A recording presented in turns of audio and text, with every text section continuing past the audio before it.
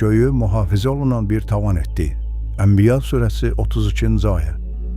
Çağdaş dövrümüzdə yerin və göyün quruluşundan xəbərdar olan bəzi insanlar üçün bu ifadə bir qədər təəccüblü görünə bilər ki, bu tavan harada və hansı formadadır? Bu planetlərin soğan qabığı kimi bir-birinin üstündə yerləşməsini iddia edən Ptolemey nəzəriyyəsini təsdiqləmirmi? Lakin verəcəyimiz açıqlamadan sonra bu məsələyə tam aydınlıq gələcək. Səmə, göy sözü Quranda müxtəlif mənalarda işlədilmişdir. Onların hamısının arasındakı müştərək məna yuxarıda yerləşən şey mənasındadır. O mənalardan biri də bu ayədə işarə edilmiş hava qatıdır. Alimlərin dediyinə görə, yer kürəsinin tamamilə əhatə etmiş bu hava qatılarının qalınlığı bir neçə yüz kilometrlərlə ölçülür.